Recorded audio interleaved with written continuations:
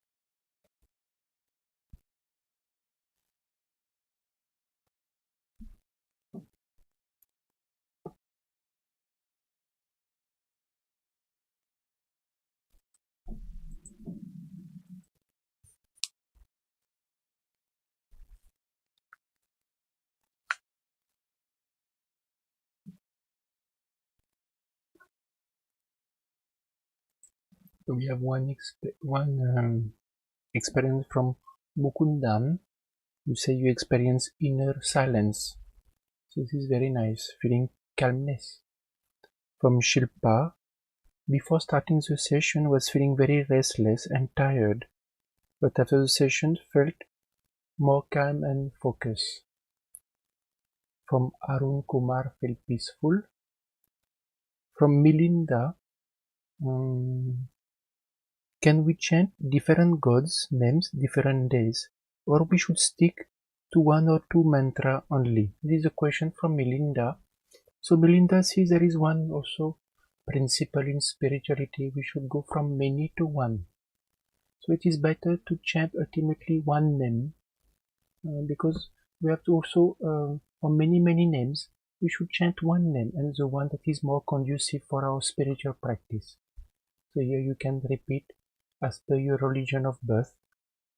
And I think Melinda, if you are from India, you can repeat as per your Kula Devi or Kula Devata, means it's family deity. Otherwise, if you are not attached to any religions, then you can repeat also the universal chant Om Namo Bhagavate Vasudevaya. But it's very important from spirituality, you have to go from many to one. There is also an experience from Kerstin. You feeling some healing happening. From Domino, I feel a lot of positive energy, strength and lightness. Very nice. From Mihir, while chanting I felt a bit sleepy but feeling calm. From Lisa, I usually feel no change nor do I have any experience and negative thought. If there's something I'm doing wrong. No, Lisa, it's not like that. See, everybody is different. So initially, for some we feel, some feel experience, some feel calmness, betterness, some feel sometimes opposite, tiredness, weakness. Uh, um, but in your case, Sona, you don't feel anything, so it's fine. See, ultimately, um, it's healing happen now because listening to the divine chant, healing happen. It's like sitting on a sun. So ultimately, we are going to get something from it. So just to continue, and it depends. Sometimes some have more spiritual experience, some less. But just Lisa, just to continue. From Rutunia, I felt very calm and peaceful since last week's session. My desire has been increased to sit down chanting. That is a very nice Rutunia that you are now able to implement in your daily activity. Some sit down chanting in repeating God's name in a sit down position.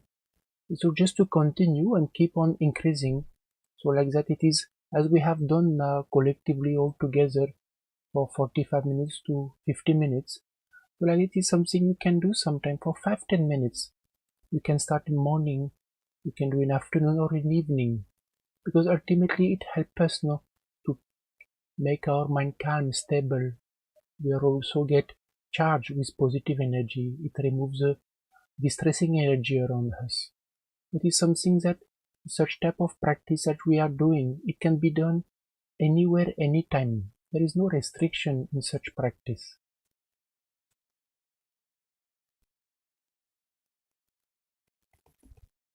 For Melinda, you said that you felt cold vibe around. See, usually it can be good also. See, vibrations. No, sometimes we may feel heat or we may feel cold. It can be either positive or negative. More important, Belinda, how you are feeling from inside. Whether you are feeling calm or you are feeling disturbed. How you are feeling in mind, you can say that is more important. Because sometimes we can't decipher now. Energy is energy. So we'll be able to, but what you experience from inside is a real matter. From Sachin, you felt calm. From Aruna, also feel peaceful and calm. Okay. Okay, dear seekers, we will now stop for here for today. So it is nice that you try now this also, what we have tried in beginning, how to remove the black covering. And dear seekers, tomorrow we have a workshop. It is of 3 hours duration. It is on Zoom, and it is through donation, so you can give whatever you like or can, and then you will receive a private link. And the topic will be how to reduce ego, and also how to develop your self session, how to reduce ego, and some practical tips how to work on it. And the second will be topic in this workshop will be how to develop your sixth sense. So different interesting sixth sense experiment you will be doing. So that is tomorrow. And dear seekers, we'll put the link also in the chat so you can register.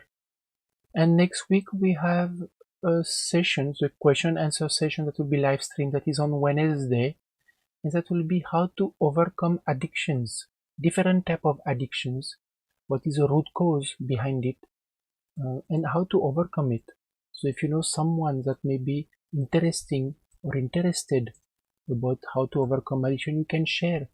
You can share the post or the link about the live stream. And then Tuesday, Thursday, and next Saturday we'll have again our collective chanting meditation. So dear seeker, wishing you a good weekend. You can continue also chatting with us, contacting us on our live chat. We have more than 2,000 people chatting with us every month on live chat. So a lot of interactions. You can ask your questions. You can share your obstacles. This is one of the platforms actually that SSRF offer to help seeker in their spiritual practice or spiritual journey. So feel free to ask any questions. So dear seeker, namaskar to all of you, and see you next week. Namaskar.